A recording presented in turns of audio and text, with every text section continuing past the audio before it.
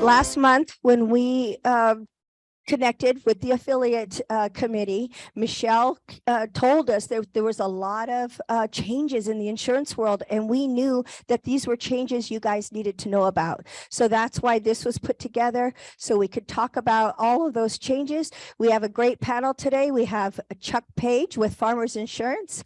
We have Birch Boner with State Farm, and Michelle Lynn with Red Wave Insurance. How do you say your last name? Pronounced Beaner. Beaner. Okay, sorry guys. You have to make it interesting, right? It's the first time I saw his name. All right, so I just want to let everybody know Michelle Lynn is a very huge part of the affiliate committee, and she put this together today. So I'm going to hand the microphone over to her. Is there more? Okay, so Chuck is a farmer's agent for 11 years, served on the Saratoga City Council for 8 years, is currently still serving. He served as Saratoga City Mayor twice, president of Saratoga Chamber of Commerce, and highly involved in the community. Birch, who I'm not going to say his last name again. You guys will remember me for that one. He is a State Farm agent for 20 years, born and raised in Santa Cruz, California. Santa Clara University undergrad, economics, baseball pitcher. San Jose State University, master counseling and education. St. Mary's College, master's athletic administration. Athletic college counselor, coach for West Valley, an active member of the community. We have some really great people here. Now we have Michelle Lynn, which most of you may already know. Michelle has been a broker for 16 years. She's Pepperdine University. She's got an MBA. She's a SCORE board director, so I'm sure a lot of you have seen her. She's ARIA Silicon Valley past chapter president, WCR and CAMP past board director, and SCORE affiliate of the year. So let's welcome these three. They've got a lot of great information for you. All right. What the heck is going on? Are we all leaving the state of California? You've probably seen a lot of these headlines. State Farm, Allstate, we're all fleeing California. California is killing another industry for the families in need.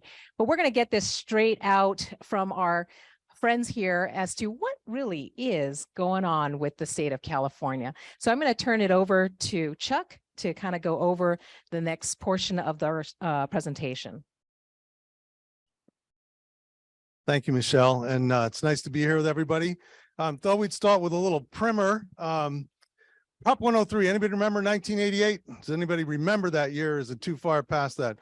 1988 was my first year in California, and I remember this ballot measure coming up, and I'm like, first of all, I'm from New Jersey, okay? We know that our politicians are corrupt, and we still let them make the laws. We don't vote on them ourselves, so it was kind of bizarre to me.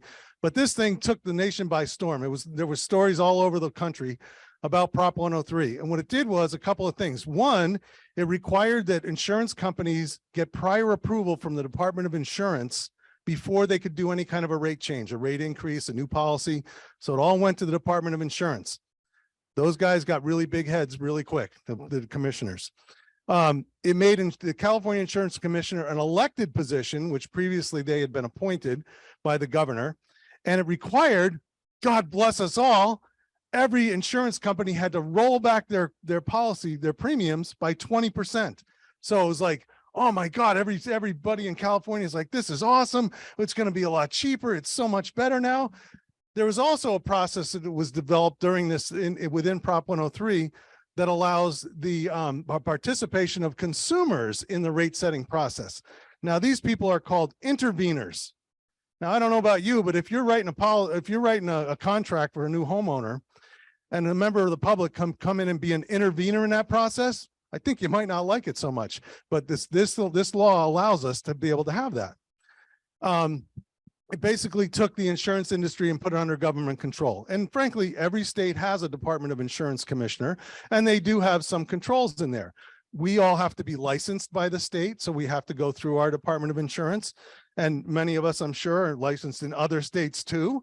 It allows for our Department of Insurance to basically overregulate everything. They're basically strangling us with governmental red tape. And as a council member and guy who's worked at a lot of stuff at the state level, I've worked on some committees and some policy things. I can tell you that government red tape, as you all probably know from every time that you go to write a contract, there's what's the newest law that says you got to disclose this or sign that. Or I know in my city council meeting last week, somebody said, well, how about if we have the realtors do it? I'm like, nope. Don't want to do that. So I'm working on your behalf. It's supposed to innovate and provide more innovation from the insurance companies and encourage more competition. But what really happened was that more companies started leaving the state because it became too cumbersome for a lot of them. So we actually have dwindling options and the prices were going up. Now we've had, well, the way Michelle put this, it's a crisis of the state's own creation. And with companies moving out of state, not State Farm, not Farmers, who's actually headquartered in California, not Allstate, not AAA. These companies are here to stay.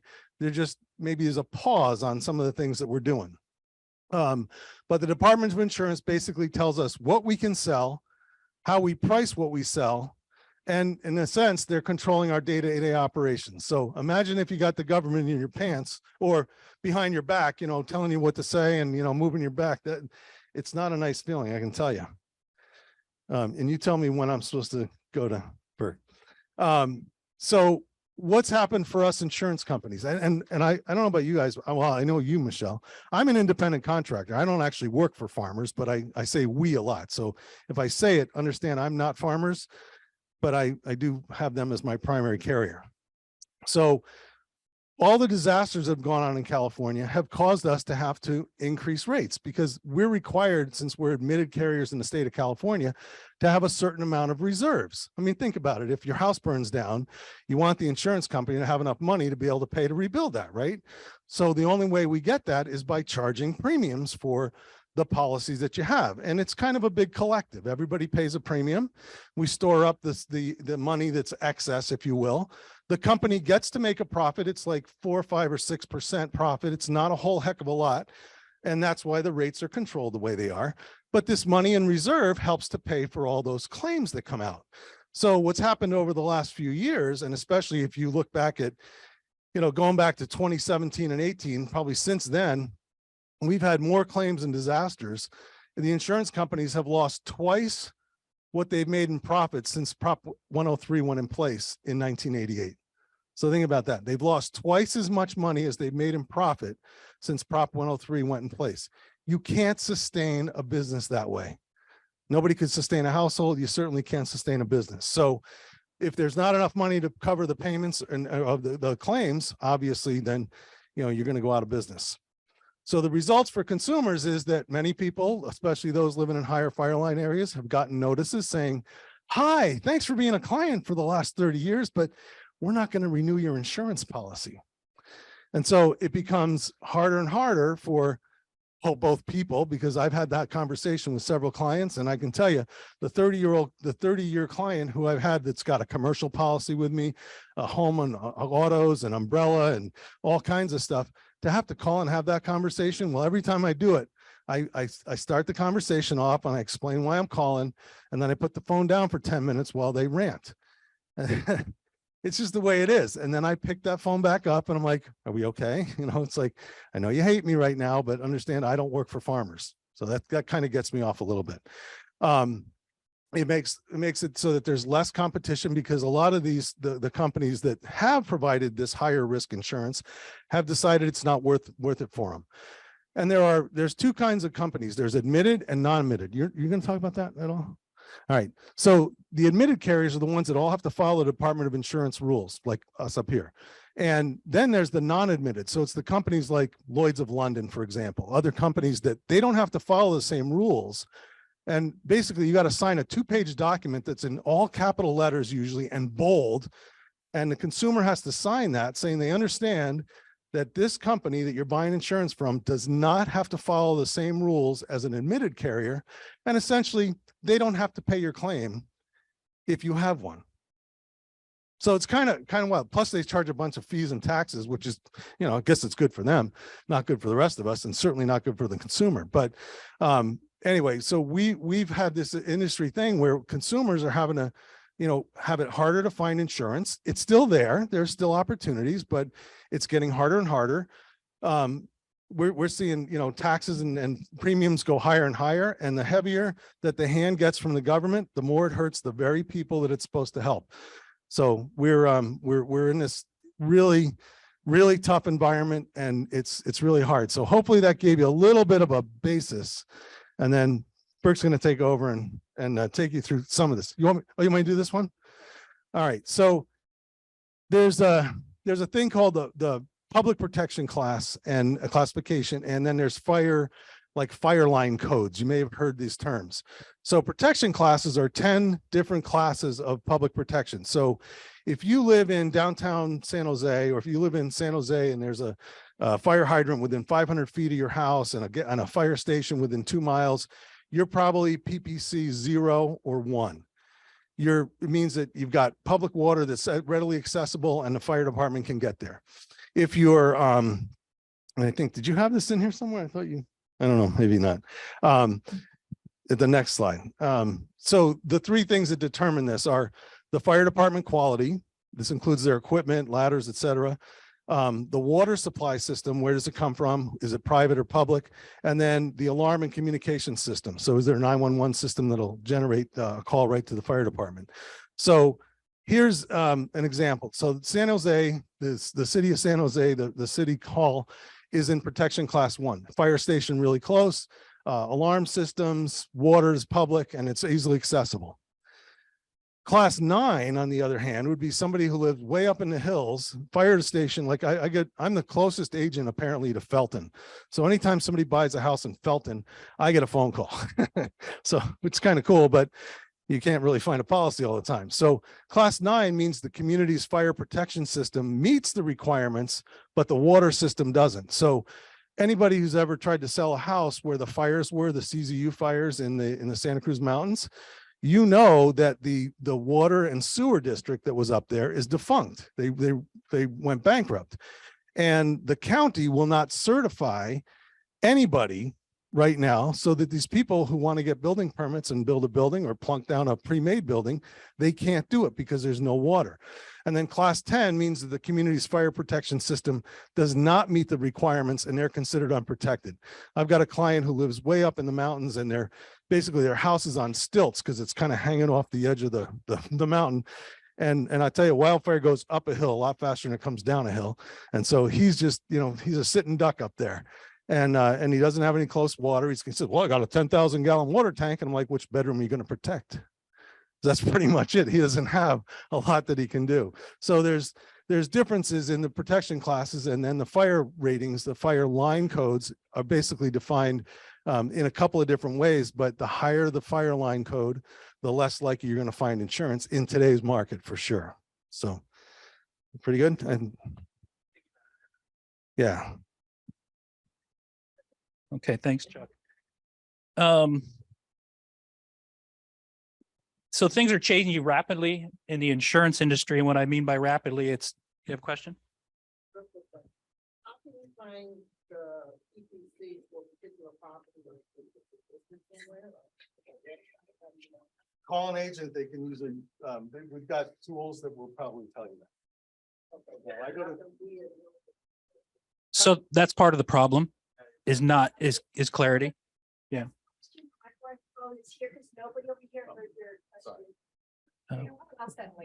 Yeah.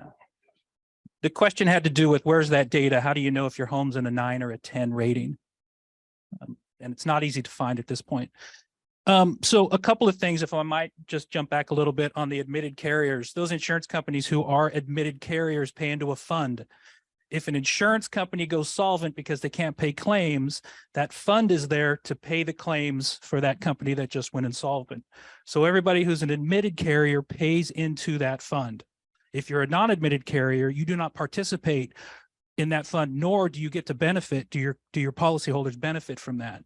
So I think it's in your best interest to be with an admitted carrier, even if the premium is higher for just that simple reason alone. So the environment is changing extremely fast. There have been, if you want to get over to the microphone, you can stand up and ask a question. I think that's what the protocol is. Okay. Yeah.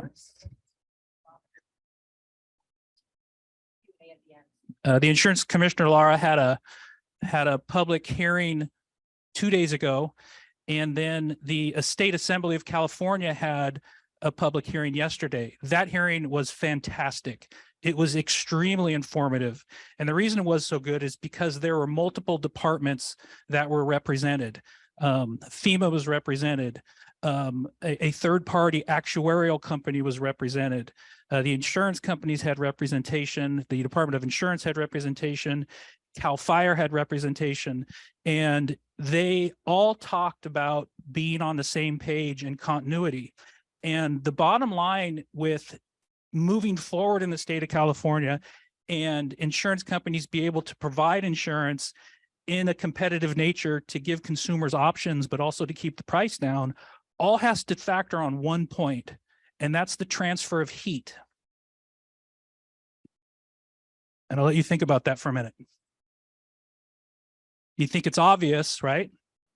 So within the charter of the Department of Insurance, they're required to use the most up-to-date current technology to help with determining fire exposure, fire risk, and all those kinds of things. And because of the significant work that the Cal Fire has been doing with other actuarial companies, insurance companies, and with technology, they're able to pinpoint a couple of specific reasons or areas of focus that California needs to look at in order to be able to reduce the amount of loss that occurs so insurance companies can continue to do business in the state. Okay, I mean, that's the ultimate bottom line, what they're trying to do. So when you look at your home, you're looking at, well, how much fuel is around your property? Firewood, trees, brush, okay? How quick does that transfer? And then you have to look at the structures. What type of structure is it? Is it a wood, highly flammable structure with a highly flammable roof, or is it fire resistant? And then you have to look at the trees and the type of trees and what type of fuel and how quick can those crowns transfer. And then they want you to look at inner city homes. So think about Santa Rosa, the big fire, right? You'd think a lot of those neighborhoods that got burned, they were inner cities. It jumped freeways. Well, how could that happen? It's because the type of fuel that was in these communities can catch fire easily within a 1 mile radius of the initial spark. And then when you add high winds, it's like a blowtorch. And then you add it happening at 9 o'clock in the evening, which now it gets, what, 12 hours head start? Because it's dark, you can't get planes, helicopters, you can't get equipment there. So with technology, they can determine to a specific home what rating that home is going to have. And then what they're trying to do is get all the industries on the same page and use the exact same rating criteria. So all the insurance companies can rate on the same rating criteria, and pricing can become much more consistent, which will allow for less volatility when you think about rating for insurance premiums. It's a big job, but they're ready. They already have the technology. It's all lined up, ready to do. And so I think what's going to happen in the state of California is they're pushing this as fast as they possibly can. And so now it's going to be a fight between what we can do versus what Prop 103 law says. So that's where the struggle is going to be. So let me digress a little bit. Currently, the insurance industry comes up with their premium rating based on prior year losses. Right. So for example, we collect a certain amount of premium based on what our losses were last year, right? If we had a profit, then the insurance company or the insurance department wants you to charge less. If you had a loss, the insurance company allows you to charge more, relatively speaking. So historically, for the last 20 years, that model, insurance companies have survived. But now what's happened in the last 3 to 4 years is we've seen the catastrophic spike in catastrophic fires. We've seen inflation, which is cost of labor, cost of materials. We've seen the extreme amount of fuel that is around in these high wildfire areas. So this is now all coming to a head. And with the insurance companies having to be able to rate their premium based on past year's experience, there's no way we could catch up because the money's been sucked out from these last few years. So what's the option? So the proposal is to do what they call modeling. Modeling means we're going to start to predict what our losses are going to be and set premiums based on predictions for all the areas that we just talked about. So now insurance companies can anticipate losses better and price more appropriately. Initially, it's going to be a significant spike in premiums, but over time, it's going to come down because of technology. Reserves will come back up, reinsurance will come back in. All of those factors will come into play and it will start to balance itself out. We just have to get to that point. I mentioned reinsurance. Reinsurance is an expense that insurance companies purchase to insure their exposure, right? They don't want to be on 100% of the loss. They only might want to be on 50% of it. So they'll buy reinsurance. And that reinsurance company will buy reinsurance and so on. There's multiple layers of that happening. The cost of reinsurance in the last 3 years has quadrupled tenfold. That cost is not, the insurance companies cannot pass that cost on to consumers because it's not in the Prop 103 modeling. And so it puts a lot more pressure on the insurance companies. Where's this money going to come from? So right now, for every dollar spent or every premium collected for every dollar, the insurance companies are spending $1.70. So how long can you stay in business on that downward spiral?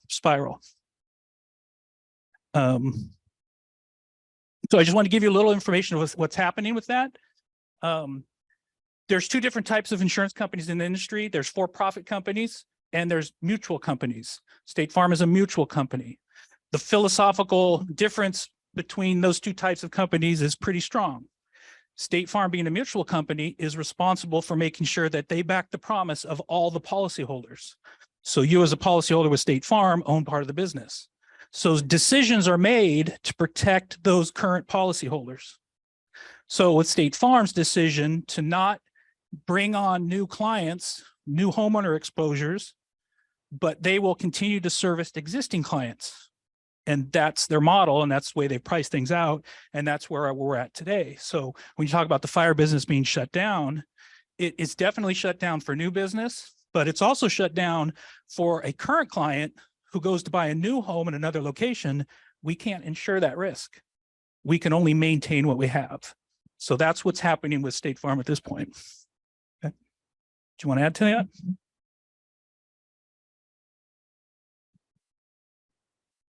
Okay, what led us up to this point?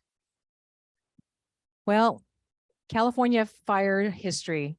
Actually, this goes back a while back, but the big ones were 2017 and 2018.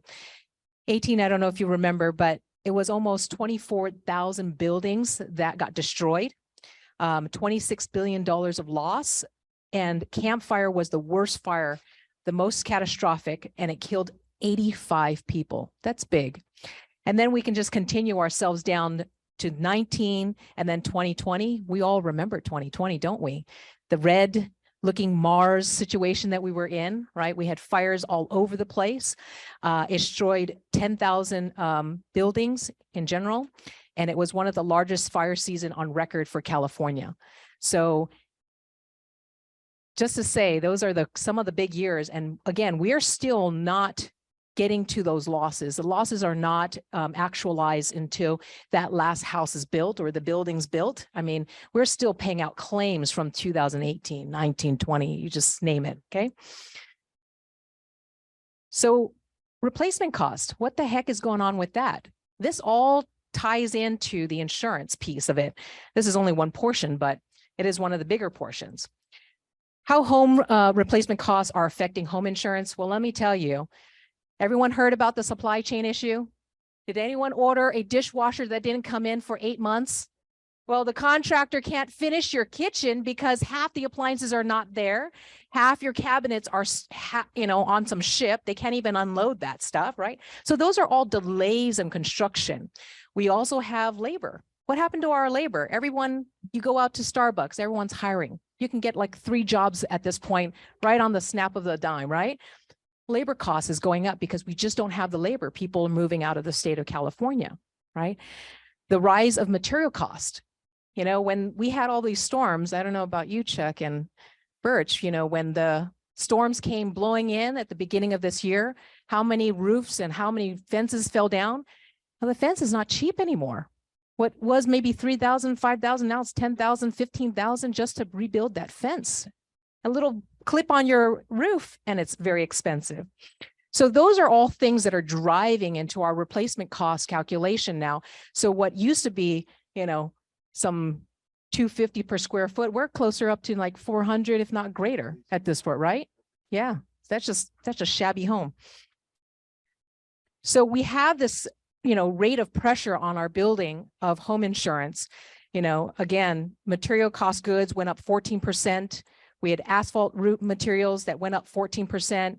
Price of lumber and wood went up 6.5%. That's a lot. And then we have 423 job openings. Okay, well then who's going to fill those job openings? No, maybe we can have a second job doing roofing, huh? Yeah, exactly. So we end up, if you can't find any insurance, this is where the California Fair Plan steps in. Okay, they don't even want you to be their second option, third option, fourth option. They want to be the last option. So your customers have to go through every which way, call every single agent and bleed it all the way down to the point where there's nobody left. Okay, if there's nobody left, then the California Fair Plan will step in. Okay, they will cover the owner occupied. They will cover the season rentals. So if you have Airbnbs and whatnot, they will cover the rentals from 1 to 4 units, renters insurance. They will also cover condominium owners. Okay, and they do go into commercial. But there's a caveat with the California Fair Plan, especially if you have one of those very, very, very expensive homes. What is the limit? There you go. That is total. That is not even about the dwelling. You're talking about dwelling, personal property, loss of use. You have to add all those numbers up for a $3 million total. Okay. So what if you have $500,000 of personal property? Oh, I'm sorry. You just can cover about 100,000. We're going to put the most of the coverage onto the dwelling, and that's about it. That's shameful, right? We can't even get there. And you have all those homes in Ruby Hill and Montessorino. That doesn't even come close to it. Okay, so what is California Fair Plan? Well, they are a policy that covers fire, lightning, internal explosion, and smoke. That's it. People think that's the only thing you have to get. It's not true, because you have to get what we call a difference in condition policy, which covers the remaining portions of your policy, which is water damage, theft, and liability. And liability is one of those biggest portions where if someone sues you, that equals liability, right? So we want to make sure we get that other side of the coverage. So when you equal these two out, then you finally have your whole home insurance policy. So when people tell you, oh, I got the California Fair Plan, you got to say, well, do you have your DIC too? Okay. Because if they sue, you're not going to even have a house left. So what will the California Fair Plan cover? Well, your dwelling replacement, you have extended coverage, you have building code upgrades. You're not going to build your 1970 home back to 1970, right? No state, no city, no local ordinances are going to allow you to rebuild a 1970 home. They're going to make you rebuild a 2023 home, right? Then we have debris removal. You guys, this is very important. Who's going to take away your burnt down house? Oh, well, maybe you'll do it. Maybe throw it down over your fence line of your friends or whatever like that. But this is a very important coverage. Okay. Then we have personal property that includes replacement costs, fair rental value, that is like loss of use. If you can't live in your home, then what? You still have to pay your mortgage. Who's going to pay my apartment complex that I have to go and live at? Well, this is where the fair rental value is at. Okay. Then there's other things like vandalism and tree foliage and fences and barns and all that stuff. And let me tell you, California Fair Plan makes you line item these things. If you want the coverage for the barn, it's one line item. If you want fences, it's a line item. If it's a driveway, it's a line item. Okay. So it's not just a package one where you go and, you know, hey, State Farm, hey, how's my other structures? That covers everything, right? But California Fair Plan, it's line items. Crazy. So we're going to get into our, state of insurance of our carriers. So let's have Chuck talk about where he's at. What do you see? All right, so I'm with Farmers and Farmers Insurance, and we are still writing homeowners policies. We've limited some of them, and there's new underwriting rules in the state of California because, as Burke mentioned, there's every insurance company is losing money. I got a buddy at Allstate. He told me earlier this year that for every $100 they took in premium last year, they lost 170. Well, they recalculated. They actually lost $190 for every $100 they collected. So, and we're all experiencing the same thing. So the underwriting rules have changed about who we can write and how we got to write it. Both, and that's throughout the personal lines industry, which is what you guys mostly deal with. It's homeowners and automobiles and personal umbrellas. On the commercial side, there's a lot more restrictions too. It's like certain building over 50 years old, we won't be able to write. I've got to go to one of my outside carriers. And I've got a lot of people that live in the fire line area up in the Santa Cruz Mountains, as I mentioned before, how close I am to them having my office in downtown Saratoga. So I've got a series of, I don't know, it's probably up to 15 different brokers that I work with and probably 25 different carriers. And I go through a process with them when I can't get a farmer's policy form, which I know when they call, I'm like, oh, where are you? And they tell me the zip code of Felton. I'm like, okay, send me 4 pictures of the outside of your house and a picture of your house number. And by the way, your house looks like it's a pretty nice house when I look at it on Google Maps. So please send me six or 8 pictures of the inside too. And then I go through this process that takes hours and hours to go through and apply to each of these brokers, each of these carriers. They all want different information. But the good news is we're still writing policies. We haven't put a hold on it. Now, when this has happened in the past, where Allstate and State Farm have stopped writing policies, Farmers wasn't too far behind. And I know that our CEO had a meeting with Commissioner Lara. And I don't know how that conversation went, but I know if it was me, it probably would be something like, if we don't get that extra 20% that we asked for, we're following suit. So I know that everybody is watching this very, very closely, but for the time being, I'm lucky. We're still writing policies. I'm still able to get some. And luckily I've built up this network that I'm still able to hunt for policies for people. So it's a blessing and it's a time-consuming curse.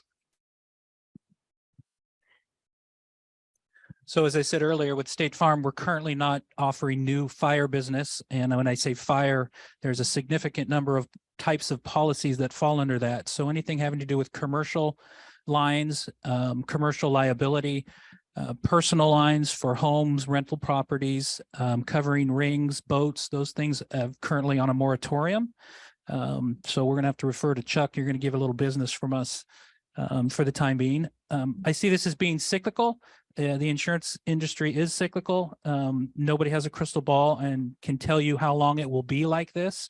But I know State Farm is committed to stay in California. Fire insurance is one of our core lines, but it's not our only core line. It makes us diverse, being able to offer other options and gives us stability and also helps people protect against the unexpected in many different ways. So our auto company is very strong. We are open for business for auto insurance, but we also have a very strong financial service. So if those of you who have any concerns in regards to protecting your mortgage, replacing your income if something were happened to you and you're not sure what would happen to your family, I'd like to have a conversation with you, and we have some options that may fit your needs and your budget. So again, State Farm did not leave the state. They're still here, existing clients. You're fine. I've had calls like that. And I said, please stay with your State Farm agent. They're okay. Okay. So in my side as an independent broker, I still have several carriers that I'm still writing with, Safeco and Travelers. But they do have very strict requirements for me. They said, do not go outside of that boundaries, Michelle, because if not, let me tell you, they already went through 4 to 5 different rounds of laying off agents and agencies. Okay, so some of these agencies could be really large and they've let them go. So if you don't play in the straight and narrow, they will let me go. So I have to be very careful in how we do that. And both these carriers are requiring for a full package. So auto and home. It is not just a monoline. They don't want it. They don't want the auto by itself. They don't want the home by itself. So, you have to do a lot of research at the very front end for your clients. But then it's hard to say, because even if we do front ends, I had tons of quotes with you guys, and then all of a sudden it was midnight. Guys, bind that policy now. So you don't ever know. It's a very shady game right now. Yeah. Maybe just add, I don't think this is going to impact the normal consumer until they receive the renewal. With the significant number of rate increases occurring, minimum, 40% on average, then it's going to hit the consumer and you're going to see it hit the papers. But until your policy renews within the next year, 12 months, things will be quiet. But I think 6 months is probably when half the state will have had the renewals, and that's when we're going to start to see a lot of issues. So just remember, we do have carriers that are writing homes by themselves. So, again, we just have to do a little bit of research behind that one and give yourself a lot of time. Even if you're still looking at homes and you haven't purchased it, do your research, reach out to your insurance agent. And yesterday was a very surprising one, because I had a realtor call me and she says, Michelle, I've got this listing agent on the other side. They are actually requesting for a home insurance quote up front. If I do not turn that in, I will not be able to turn my whole entire package in. So that's pretty big. That's pretty bold for them. It's wow. It's happened overnight. Yeah. Yeah. I'm Right. seeing the same thing. Yep. Yeah. If you're going to list a home, make sure you can get fire insurance for it. But can I make a comment? Yeah, no, absolutely. I've had that comment frequently about listing homes and what can I do to ensure that this home is insurable. And in regards to the structure, you can go out there are options to get quotes, but you have to remember that policy ultimately is going to be in the name of the buyer. And if that buyer has any type of loss history, then that insurance policy won't transfer over. So you've got to make sure that that buyer qualifies as well. So Chuck, what's in the future? Well, the future is bright and we all got to get sunglasses. I'm telling you, it's going to be crazy. Unless you live over in Santa Cruz where they've had a lot of fog, and Bodega Bay, lots of fog up there. It's crazy. As we mentioned before, this is cyclical. It happens periodically. I mean, when the Oakland fires happened, there was a lot of panic and a lot of loss in the state of California. And there were companies that stopped writing policies. This will change. Now, I think that what's happening now with the moratoriums that companies have put, it's going to put pressure on the Department of Insurance. And so we'll either get a Department of Insurance, a commissioner that stops lying and actually does something, or the legislature will make changes, because the legislature is getting a lot of pressure. I'm going to be part of a panel with my state assembly member next month, along with the mayor of Woodside. And the commissioner is supposed to be there too, which will wreck the whole damn thing. But it's all about what consumers are feeling and the pinch they're feeling and the loss of their policies. And so we're going to try to address it. But I do think that it's cyclical. It will come back. In the meantime, as Mr. Beener mentioned, we are certainly looking for other opportunities. So there's all kinds of life policies and financial investments that we're looking to do.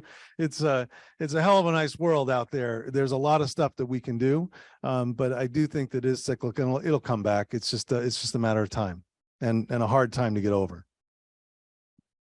Any advice for futures? You do your due diligence, right? Plan ahead, look ahead. If you're going to sell, if you're thinking about doing any of those things and you're helping clients, reach out to your local broker. Any of us on the panel, we're more than happy to help. It's what we do. We're involved with the community. We attend a lot of the realtor meetings like yourself, and we talk to affiliates, and we talk to contractors, and we understand replacement cost and all of those things. So I think there's a way to do it. You just got to use your resources. So the thing is that if you see the three of us panicking, then you should all be worried, right? Very scared. All right, so let's go ahead and have some questions. If you would like to come up and talk into the mic, that'd be great. Line up behind Ruth. Michelle, I'd like you to talk about one thing that concerned me when we spoke last month about the batteries for the electric cars, where they have to be put in homes and things that you have to watch out for that. You were saying they had to be a certain, Well, it's more the city of San Jose. Okay, these are batteries. We're talking about Tesla batteries, a solar panel thing, right? So this is more related to the city of San Jose and different cities on how they're handling where to place these batteries inside, outside, does the garage, can it house, if there was a fire that happened in it. So it hasn't really translated. I don't know if it has translated to you guys, but it hasn't really translated in the insurance industry at this point. But definitely for if you own a solar panel, that is yours. So you need to tell your insurance agents, hey, I just bought a whole thing. I own the whole thing. It is now on my roof. It is considered part of the dwelling. So it's a fixture. So we have to add that on. Now, if it's a leased one, then you don't own it, right? So c'est la vie, whatever, it's the responsibility of that solar company. Any inputs on that one? No, just check your contract on that one because you never know what they actually put in there. No, it's very true that you and anybody who's putting in solar, I mean, obviously they're going to go through the inspection process. They're going to go and get a building permit, but there's a lot of shady people out there that'll say, I can do it $50 cheaper or $1,000 cheaper if I don't get a permit. Don't let them do that. Make them go down to the building, get a damn permit, get it inspected. I had a client in East San Jose and the guy next door bought a Tesla.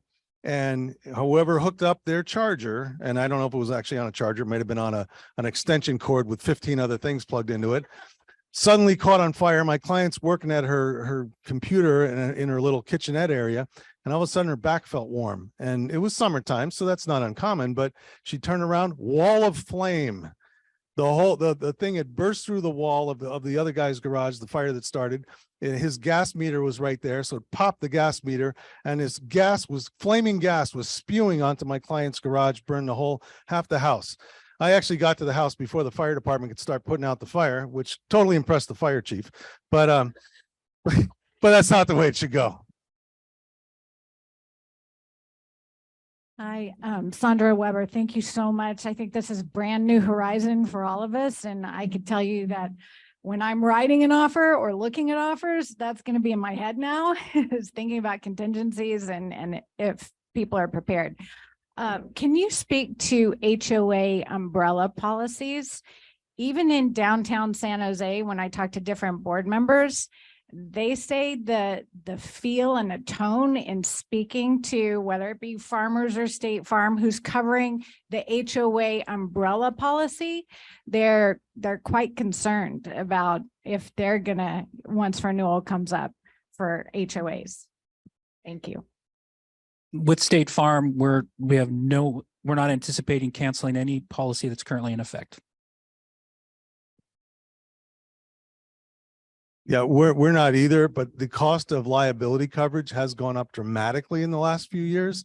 I've got a lot of clients out at the villages in East San Jose, and I can tell you that their HOA is looking at this in a heart. They just dropped their earthquake insurance because the cost is just too outrageous. So, umbrella policies cover liability claims. So when somebody sues, and, I mean, how many times you go to the supermarket and you hear somebody say, well, I stubbed my toe. I think I'm going to sue. It happens all the time, right? So, this is a pretty sue-happy state, not as bad as a few in the country, but it's something we're not planning on dropping any of our current clients for that. But the price may cause people to be concerned about it. Oh, hi. My name is Philip Chan, Coldwell Banker. If you don't mind, I've got a few questions. One is about the admitted versus not admitted. If you can't get a carrier that's admitted, but you can get one that's not admitted, would you still recommend that? Yeah, we always recommend that you go with an admitted carrier. Always, they're going to be far superior because they are in the state of California. They do follow the regulations and whatnot. So, if you can go with that admitted carrier, absolutely. It's just kind of like the California Fair Plan. If you can get something before you hit the California Fair Plan, absolutely. But sometimes we have to go to not admitted because there's nothing left. I mean, we might be going down, company A, B, C, D, E, F, G. Oh my God, we're all the way down to the bottom. We're going to scrape the bottom and then we go, okay, well, this is a not admitted, but what can you do? It's either that, and then we go straight into the California Fair Plan. So there are times where you just kind of have to weigh it. And, sometimes we got to do it. If it's on a new purchase, I think you want to confirm with your lender because they're going to require that you go with a company that's A-rated. A lot of us cannot write B-rated carriers. So that's an absolutely no. I'm also involved in both residential and commercial real estate. And I was surprised to find out that insurance companies actually care about how much vacancy and how long vacancies are. It's like, what, really? Insurance? Well- Is this new and what's going on with that? I understand, vandalism and things like that. How big of an impact is that? For me, for the things that we're working on, I see that being more of a concern lately. And a lot of it has to do with the amount of homeless in the state of California. It's going up every year. The minute you have somebody starting to live in your vacant commercial building, weird stuff starts to happen. And insurance companies, the one that they're going to come after. And so that's one of the reasons that they're checking the vacancies. There's a lot of other reasons, but it's about how much risk is there in this building. And that's what every underwriter is looking at. They're looking at what is the actual amount of risk in this building. If it's fully occupied, it has been for 10 years, no anticipating. They got 5-year leases on all the clients that are, or the retail space or whatever that's in there, then they're going to be perfectly happy. But if they haven't been, well, there's other factors and they're going to look deep into that. But a lot of buildings are vacant, right? We're understanding this office crunch, work from home. It's everywhere. So what are building owners doing in those situations with insurance? Well, I've got a client like that right now. And on renewal, I had to beg, borrow, and steal to get the underwriter to renew the policy because it's been vacant for about 6 months. So it's really hard, but if you got an agent that's worth their salt, they'll fight for you. And if not, they'll find another policy. All right, thank you. Let me address that. So water is the #1 cause of loss in the state of California. And when you have a vacant property, the chance for significant loss has increased because there's nobody there to shut the water off or to mitigate the issue. And so when places are vacant, water can be turned on for days, weeks at a time. And that's where you get significant damage, especially if it's on the second floor of a building. The whole building could have to be torn down. So that's the issue with vacancy. You also lose some coverage if you're vacant for more than 30 days with theft and vandalism. And it all comes back to the amount of loss that occurs when a property is not occupied. And just to note, for residential, all your policies do have a vacancy clause inside there. So you have to be very careful. Sometimes it's 30, 60 days. And once it passes that amount of time, the carriers can actually say that they're not going to cover. And how they find out, let me tell you, they're going to ask all your neighbors, has that person been around lately? Did you see any cars in that driveway? No, we haven't seen anybody. Nobody, not even mail. So carriers are really careful now. They will cancel you as soon as they find out that that property is vacant. So make sure if that property is vacant, you got to tell your insurance agent right away so we can get you a policy that is designed for vacancy, for renovation, for the course of construction, because a house is not just a house to us. A house and its vacancy and their occupancy matter. I want to make a comment on the how are they going to know? A lot of people will ask me that with the IRS. How are they going to know if I'm living there or not, right? Well, believe it or not, the IRS is looking at your cell phone. Where are the calls being made from? Is there a cell phone, a call being made from a cell phone from that address?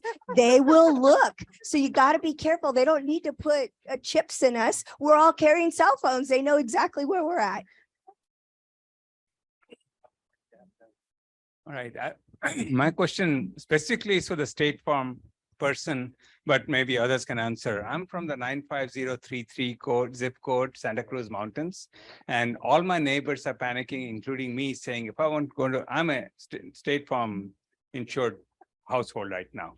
And the question is that when we heard about this, no new policies being written, question was, if I'm insured, that house is insured by State Farm, a new buyer wants to buy my house, State Farm will not write it. Is that correct? That's correct. Okay. Second, there are no exceptions, or like if it's a fire safe There are no neighborhood, exceptions. so there's nothing you can do. I can't say I have a fire chief come in. There are look at no the house. exceptions. Okay, all right. Okay, same answer. Okay, all right. See why this is so important? You guys need to know this in advance. My name's Thank you Travis. for being the State Farm. Don't move. Yeah, pay your bill. My name's Travis. I'm with the Lone Story, and I have a couple questions more statistically that I didn't hear you guys talk about, and one of them is to expand a little bit on insurance fraud and how what you're doing to rectify that or reclaim some of those losses that you take in, and then declining claims, and then underinsured claims, which is a big one around this area, that they didn't have enough insurance to cover loss. There's a lot there. What was the first one? First question, insurance fraud. So it's my understanding about 20% of your premium goes to pay for fraud. Okay. The third part has to do with uninsured. I think we see that most significantly in the replacement cost to rebuild your structure. Those policies that have been sat there and you haven't reviewed it with your insurance agent, the inflation riders aren't nearly close enough to keep pace with inflation, especially in the last couple of years. And personally, myself, I don't recommend rebuilding a home under $500 a square foot in the San Jose area. A sight unseen, that's a 3-bedroom, 1-bath, Kaiser built home, simple construction. That's the minimum I'd recommend. So as he says, really about taking a look, especially now in the last year and this year, we've seen inflation climb like crazy. We can't get a plate lunch for $10 anymore, right? It's about $20. Two of us go out, it's about $100. I mean, that's yeah. We right. And then you'd only give me water though.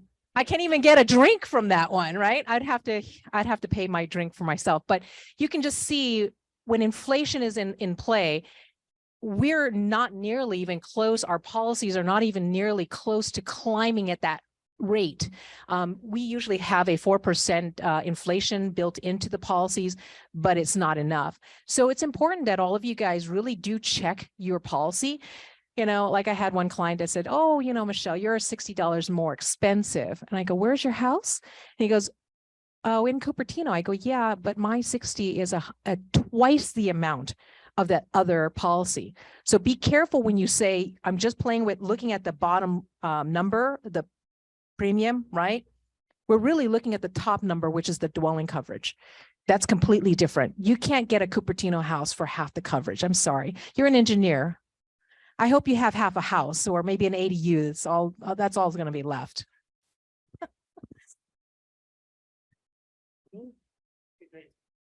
I think you all know me, and most people in the room do. Hi, Mark. Yeah. Just to clarify, I'm not Mark. I am Gene Hunt, and I would never want to be Mark. But Inside joke. Sorry. anyway, a couple of quick questions about. I mean, in our transactions, actually, we used to get a thing called a clue report, and that clue report would tell us a little bit about, you know, the previous claims against that property. Because of these companies that are no longer writing, it doesn't sound like that clue report is very valuable to us anymore. And I'm just wondering about that. And a second thing I'm wondering about is you talked about getting a hold of an insurance provider quickly. Well, I look at that and I go, but I haven't selected a property yet. So I don't know what of those categories it's going to fall into. I might be able to get my client approved to get insurance, but then he might get kicked out because of the property. So I'm just wondering how, I mean, my job, of course, as an agent is to make the transaction as smooth as possible. So when it comes to this insurance issue, I'm beginning to look at it. I got all these other little hurdles that come up at different times. And I just wonder if you could address that a little bit, help us clarify that. So first of all, getting your client pre-approved for insurance on a non-existent property is not going to work. We need the property and the person and their birth dates, because claims, like you mentioned, the clue report, claims follow the individual. as well as the house. So it's in a certain house. But if you had a water claim 2 years before in another house, State Farm's going to say no. Farmer's going to go, I don't know, maybe we have to look at this one really close. There's a bunch of us will, the rules are one claim and you're done, especially if it's a water claim, because as we mentioned before, that is very, very expensive. So that's when you're not going to find that as soon as though that they're going to make an offer, like I tell them, the agent I just presented to Compass in Saratoga, I said, as soon as you get a client making an offer, call up, give me the birth dates, give me their names and address, and then the address that they're going for and their previous address, and I'll start. That's how I can get it started. And your second part of your question was,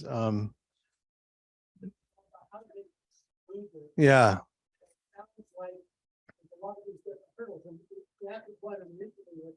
If I can't get my client pre-approved. Yeah. Then it doesn't do me any good to send him over to you unless I've got property. Once you got the property, then it's a good time to do it. And the agents that have time to do it or will take the time to do it for you, they're the ones you want to go to more often. So do I assume that certain houses and certain zip codes are going to be more valuable because they could get insurance? That's a hard one to say. So you can pre-approve a client verbally. You can ask him, have you reported any claims in the last 3 to 5 years on your current insurance policy? And remember, it's not if a claim was paid out. It was, have you reported a claim? Yep. It doesn't matter if it was paid out or not. It counts against you if you've reported a claim, even if $0 were paid out. No. So in the insurance industry, a homeowner turns in one claim every 25 years. So what the insurance company is looking at is claims frequency, not claim severity. So statistically, if you submit a claim today, you're 3,000 times more likely to submit a second claim within 3 years. Statistically, that's the way it is. That's an actuarial truism. So the insurance companies aren't stupid, right? So, okay, if you're claim free for 4 years, you can come on over, but 3 years, we're not going to do it. So that's kind of their mentality, is we're trying to get off the small claims.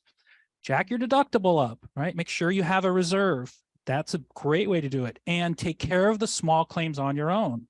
Maintaining your home is a process. It's hard. It's like owning a car. It depreciates. You have to put work into it. It costs money. Same thing with your home. You have to take care of it, or you're going to run into issues of non-renewal, right? It's all about staying claims free. Now, that doesn't mean if you have a catastrophe, it's going to be paid for as long as it's covered loss. I would rather worry about getting insurance later on and getting that claim paid if it's a catastrophe. We'll take care of the other one later. In 24 hours, you should be able to find out whether or not a client and a property is insurable. Don't you think? Yeah, absolutely.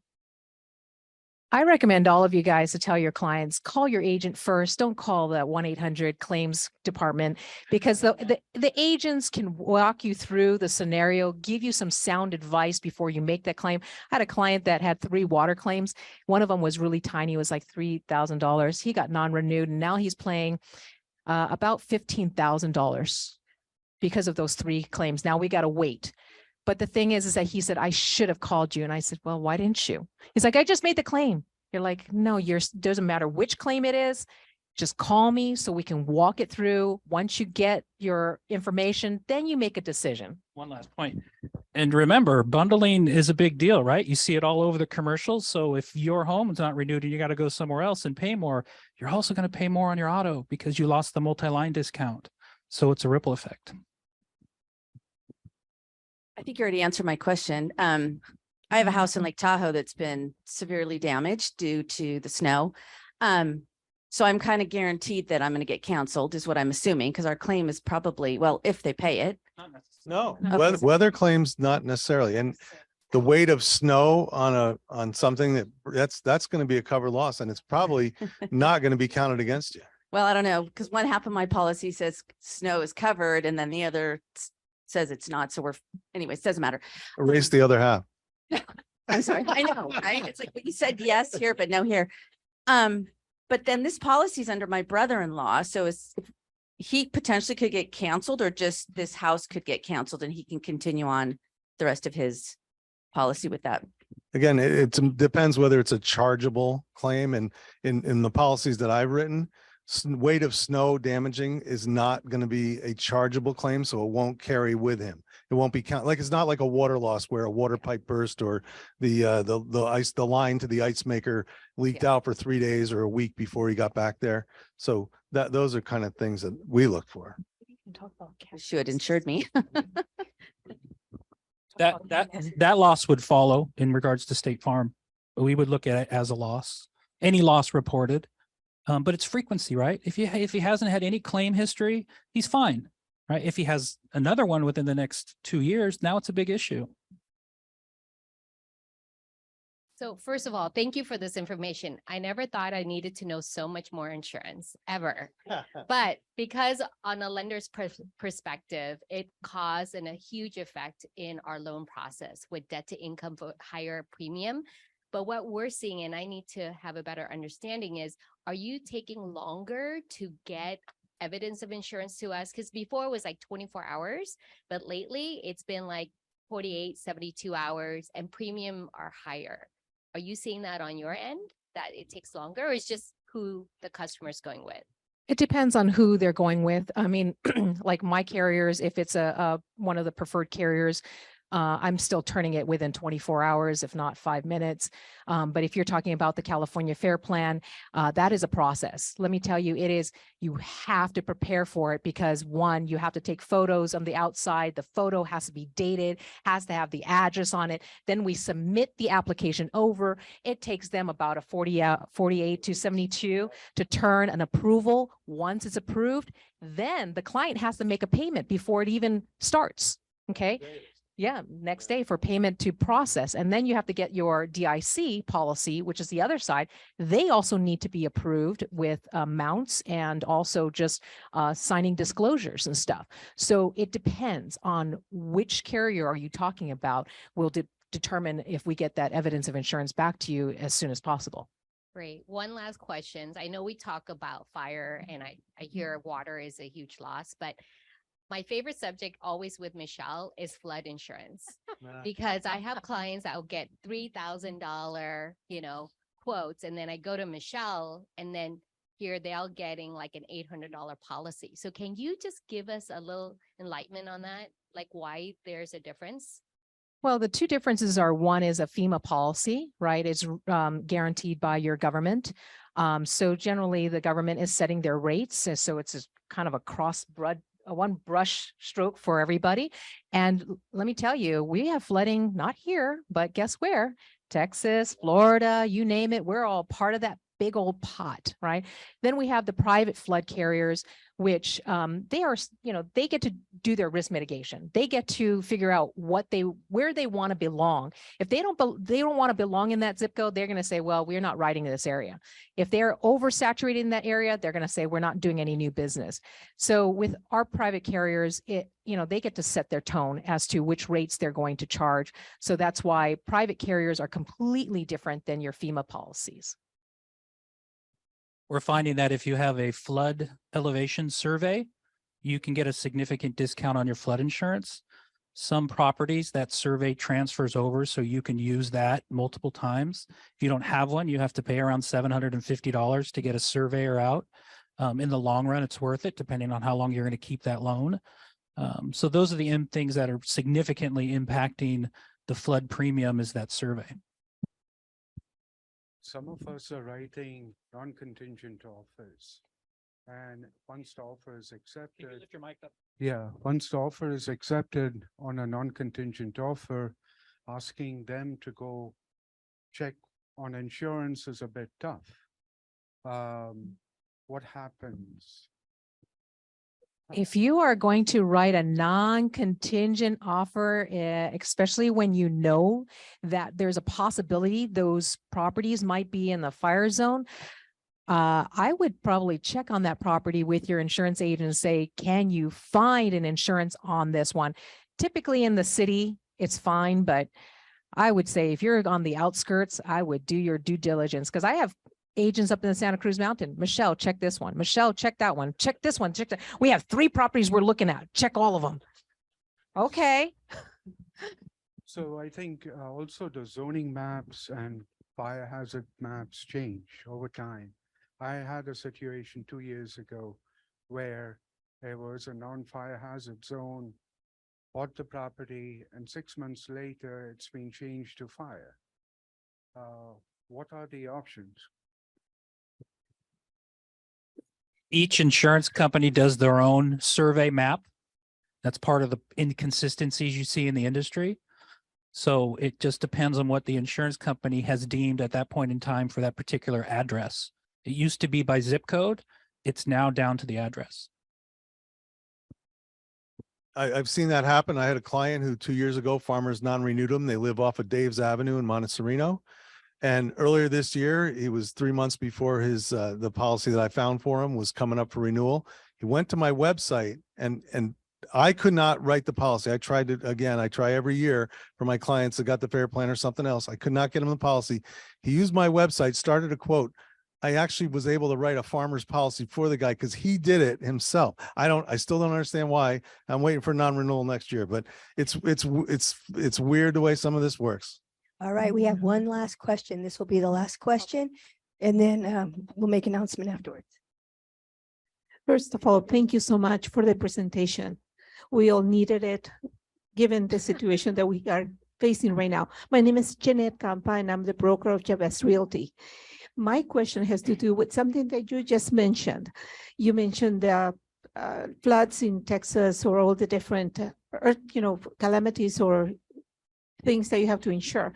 So my question is, how come the situation in California is not spread out throughout the other states? And how come we have to face increases here for that? I know it's loaded. I remember that Prop 103. There's a lot of things that California does differently than the whole rest of the world. And that's part of it.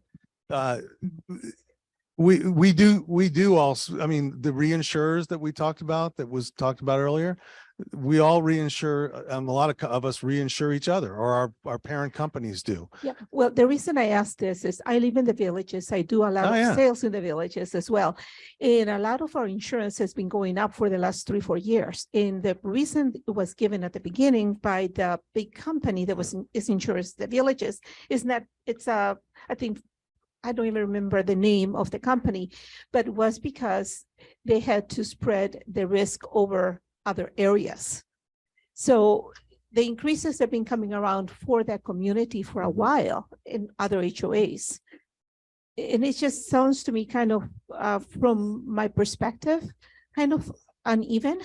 Well, the villages has got a lot of property. I mean, what's your total insured value is up in the multi, tens of millions of dollars.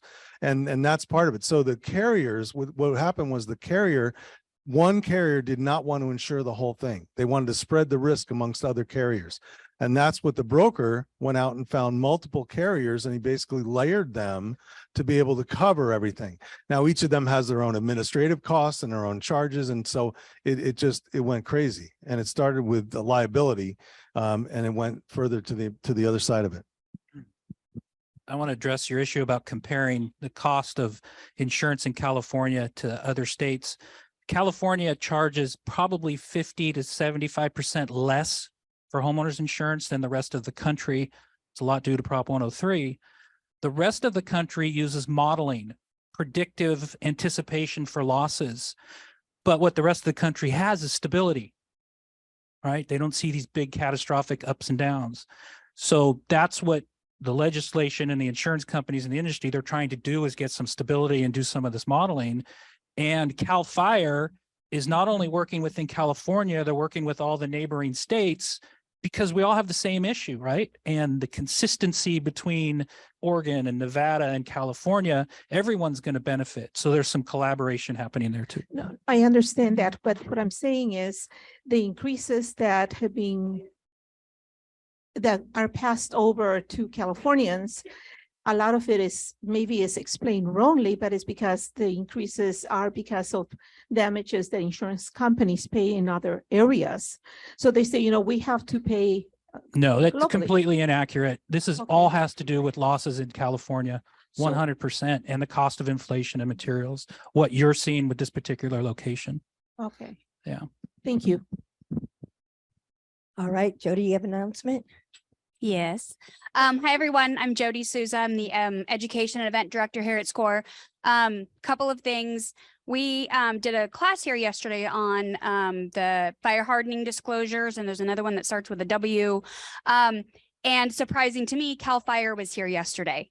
I am going to be bringing CAL FIRE back to speak with everybody, to answer a lot of questions, because there's a lot of new areas that are now considered in fire zones. There's actually changes coming to the fire hardening disclosures. So please watch for emails on those classes that we do on the fire hardening, on the disclosures, and then watch for CAL FIRE to come back. Fun fact, CAL FIRE has its own police department, and they can pull you over. They can give you a ticket, even if it says CAL FIRE. I learned that yesterday. So just, you know, in case you get pulled over by CAL FIRE. So it was a lot of really great information. The other thing is that we did record this session today, which is why we asked you to use the microphone. So we do have it recorded. We will send this out again. But please, you know, keep a watch out, because we are really trying to watch all of this and get you guys the information so you guys can help yourselves and your clients. All right, guys, I'm going to do a shameless plug. Okay. And yes, I know. All right. So I don't know if you guys heard, but SCORE was invaded. Okay. It was unfortunate, but we had protesting outside, and then the protesters decide to move in to the office. All right. They are trespassing. These guys were using blowhorns in the ears of people, and sometimes some of them got injured. Okay. So I am going to ask you guys, realtors only. We are asking for you to do the Realtor Action Fund. If you have not done it, please do it. It's right there, 2023. So if you have not put in your funds, I highly recommend that you do. You guys are involved in this community. You guys are realtors. You guys, this is your career. This action fund is to help us, you know, fight the fights, to help our community, our families in the real estate industry. Okay. So I ask all of you guys, please take a little photo of that little QR code. It's very simple. Get involved. You are involved already. This is your career. So please do it, because you do not understand what they had to fight for. There was a lot of people who ended up on City Hall on Monday. Thank you, everybody who has done it. If you have not seen it, I tell you, Jody gave such a fantastic presentation of what had happened at SCORE. It is so endearing, and I'm going to tell you, she's a fighter. She's fighting for you guys. She's an employee here that is so passionate about what she does and for this association.